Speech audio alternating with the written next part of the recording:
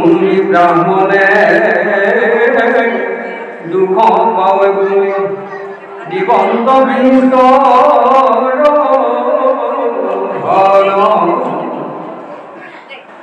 আর আমি আসন্ত সম্প্রতি দ্বারকাতে হরি নতুন জান্ত দূর দেখ ভুজ বিনসি যদি অনেক গঙ্গর অরান্ত রঙ্গে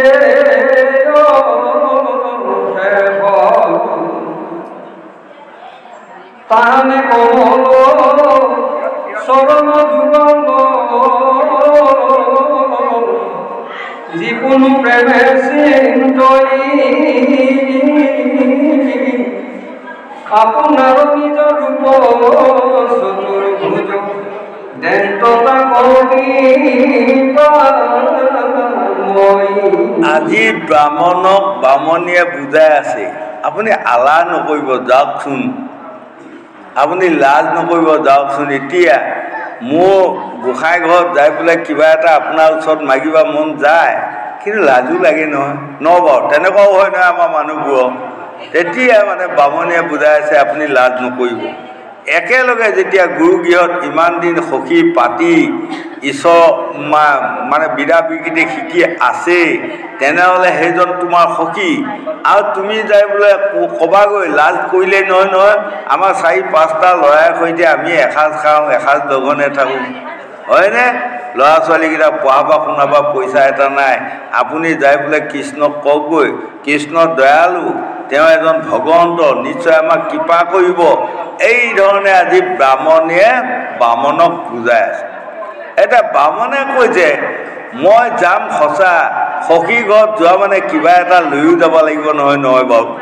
এতিয়া যেনেকৈ আপুনি সখী ঘৰত গ'লে কোনোবাই গাখীৰ এটোপা লৈ যায় কোনোবাই সান্দহ অকণমান লৈ যায় হয় কাৰোবাৰ ঘৰত বৰা চাউল নহ'লে বোলে বৰা চাউল নাই মই কেইটামান লৈ যাওঁ আমি হাতত কিবা এটা লৈ গ'লে ভাল লাগে আৰু আজিকালি যেনিবা চব দামী মানুহ হ'ল নহয় অইন নানে আৰু বিস্কুটৰ পেকেট কেইডালমান লৈ আহিব আৰু আজিকালি সেনেকুৱাই হৈছে ন চিৰা দৈ ব্যৱস্থা বা সান্দহৰ ব্যৱস্থা নাই এই তেতিয়া বামুণীয়ে কৈছে নহ'লে এটা কাম কৰা যাওক মই অকণমান কেইঘৰমানত ভিক্ষা কৰি আনোগৈ ভিক্ষা কৰি আনি যিকেইটা চাউল পাওঁ তাকে খুন্দি সান্দহ বনাই হ'লেও আপোনাক দি পঠিয়াওঁ তেওঁ লাজ নকৰিব যাওকগৈ হয়নে গতিকে আমাক দেখুৱালে ভকতি 5টা গায়ত্ৰী সেই লোকসকল উঠি অহা যুৱক যুৱতী প্ৰজন্মসকল আপোনালোকে 5টা গায়ত্ৰী নেৰিব দেৱৰ্ষি নাৰদে কৃষ্ণই যেতিয়া এইকণ ভকতি মাৰ্গৰ কথা হৈ থাকেই নাৰদী পুৰাণৰ কথা অকণমান ক'লোঁ মই আগুৱাই দিলোঁ তেতিয়া দেৱৰ্ষি নাৰদে কৃষ্ণক কৈছিলে 5বাৰ যদি গায়ত্ৰী কৈ কলি লোকসকল যি অভাৱ অনাটনত পৰিব তেওঁলোকে ঘৰৰ কাম কোন সময়ত কৰিব হয়নে তেতিয়া কৃষ্ণই দেৱৰ্ষি নাৰদক কৈছিলে এয়া 5টা গায়ত্ৰী কৰোঁতে কাৰো কাম ক্ষতি নহয় হয়নে কাৰণ শুনা ৰাতিপুৱা শুই উঠি বিচনাখনৰ পৰা ঘাপকৈ নানামি বিচনাত যদি পদ্মাসন কৰি বহি কৃষ্ণ নাম অকণমান জপ কৰি এটা গায়ত্ৰী হ'ল আকৌ গা পা ধুই উঠি কৃষ্ণৰ ওচৰত অকণমান কৃষ্ণৰ নাম বা মোৰ নাম লৈ পেলাই যদি জপ কৰি 2টা গায়ত্ৰী হ'ল দুপৰীয়া ভাত থাল আগত লৈ পেলাই মোৰ নাম জপ কৰি পেলাই যিসকলে মোক অৰ্পণ কৰি ভাত থাল খাব 3টা গায়ত্ৰী হ'ল হয়নে আৰু সন্ধিয়া সময়ত যদি ধূপ এডাল লৈ বা ফুল এটা লৈ পেলাই মোৰ চৰণত দি যদি মোৰ নাম অকণমান জপ কৰি 4টা গায়ত্ৰী হ'ল আৰু ৰাতি শুৱাৰ সময়ত বিচনাখনত বহি মোৰ নাম অকণমান জপ কৰাৰ লগে লগে 5টা গায়ত্ৰী হ'লেই এয়াচোন 5টা গায়ত্ৰী হ'লেই কিন্তু যিসকল এলেহুৱা লোক তেওঁলোকে এইটো কৰিব নোৱাৰে আৰু যিসকলে এলাহ নকৰে তেনেহ'লে এই 5টা গায়ত্ৰী তাৰ হৈ আছে তাৰ প্ৰমাণ মই অকণমান আগুৱাই গ'লোঁ যেনেকৈ সীতাক যেতিয়া ৰাৱণে হৰি লৈ গ'ল তেতিয়া সাগৰৰ পাৰত মানে ৰাম লক্ষ্মণ নৱলক্ষ উভয়নী বিভীষণৰ সৈতে আছে সেই সময়ত অগস্ত্যি মুনিয়ে পৰামৰ্শ দিলে নহয় আপুনি এটা যজ্ঞ কৰক। শিৱ আৰু দুৰ্গা ৰাৱণৰ প্ৰতি খুব সন্তুষ্ট হৈ আছে, গতিকে তুমি শিৱ দুৰ্গাক সন্তুষ্ট নকৰিলে ৰাৱণক বধ কৰিব নোৱাৰিবা। গতিকে তুমি শিৱ যজ্ঞ এটা পতা, আৰু এই শিৱ যজ্ঞটো পাতিলে একেৰাহে 5টা গায়ত্ৰী 12 বছৰ কৰি থকা পুৰোহিত এজনৰ হাতেৰে সৈতে যদি যজ্ঞ কৰা, তুমি ৰাৱণক বধ কৰিব পাৰিবা। সেই সময়ত কিন্তু ৰামে ভবা নাছিল পামে আৰু নহয় বাৰু। তাৰ পাছত ৰামে মানে পুৰোহিতলৈ যজ্ঞ ঠিক কৰিলে, কৰি পেলাই ক'লে যোৱা তেনেকুৱা পুৰোহিত এজন মাতি আনা।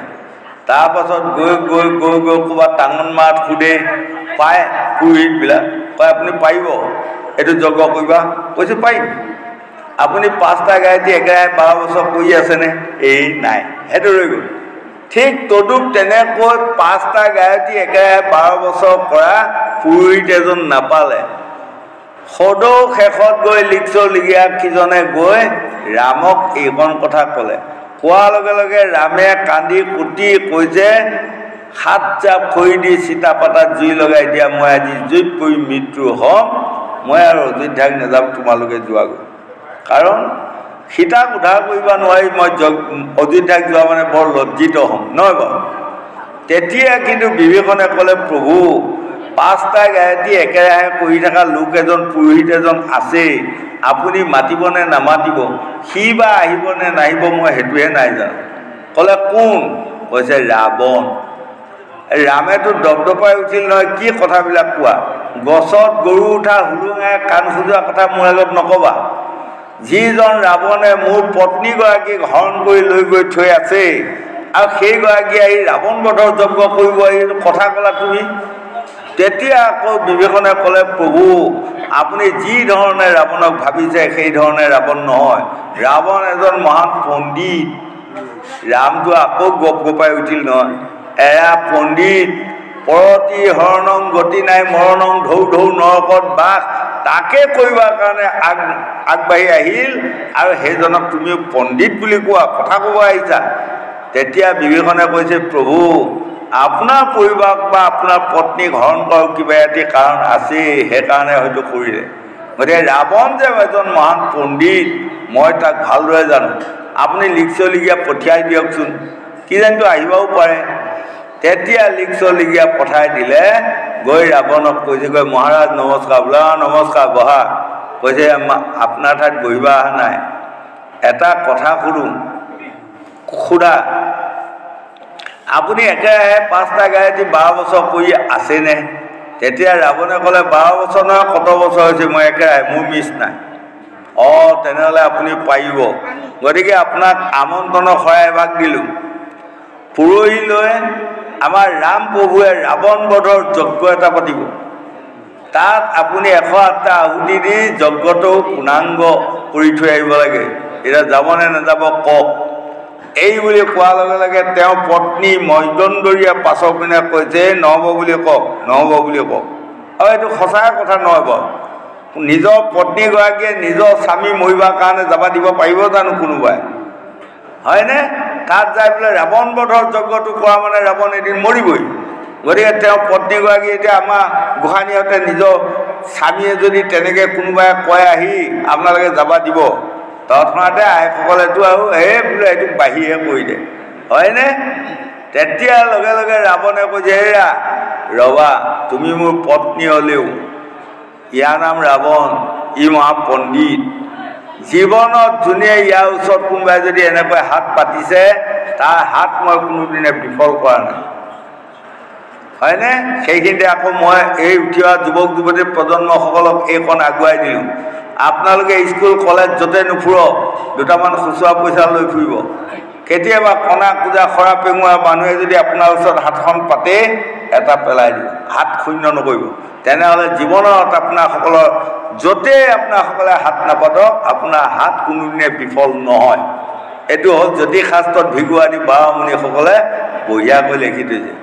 গতিকে আজি ৰাৱণে কৈছে মই কাৰো হাত বিফল কৰা নাই জীৱনত, গতিকে এয়া তোমালোক যোৱা, মই পৰহিলৈ গৈ ৰামৰ এই যজ্ঞটো কৰিম, ৰাৱণ বহিব, পূজা পাতলত বহিব, মই আহুতি দিম, ৰাৱণক মাতিবলগীয়াতো নাই, নহ'ব।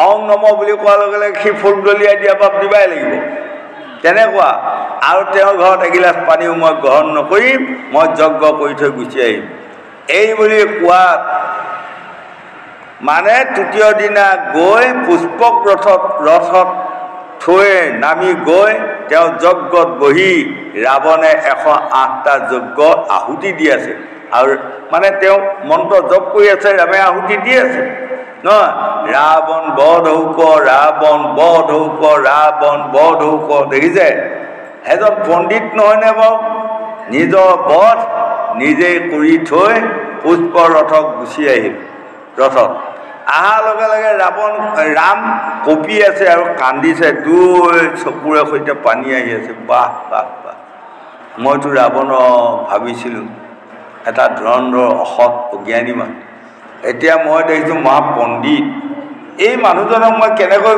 বধ কৰিম নাই মই এনেকুৱা এজন পণ্ডিতক বধ কৰিব নোৱাৰিম এই বুলি কোৱাৰ লগে লগে তেতিয়া বিভীষণে ক'লে ৰাৱণৰ কৰ্ম আপোনাৰ পত্নীক হৰণ কৰা কৰি দিলে এতিয়া আপোনাৰ কৰ্ম ৰাৱণক বধ কৰি পত্নীক উদ্ধাৰ কৰা কৰি পেলা হয়নে নিজা নিজা কৰ্ম নিজে নিজে কৰি যাওক তাত কাৰো পাপ হ'ব নোৱাৰে গতিকে এয়া হ'ল গায়ত্ৰী আপোনাসকলৰ ল'ৰা ছোৱালী যুৱক যুৱতীসকলে এই 5টা মই কোৱা ধৰণৰ গায়ত্ৰী কৰক সেইসকলে ঈশ্বৰৰ ওচৰত যি বিচাৰে ঈশ্বৰে তাকে দিব 4 বেদ 6 শাস্ত্ৰ 18 পুৰাণে আমাক সিদ্ধান্ত দি আছে গোবিন্দ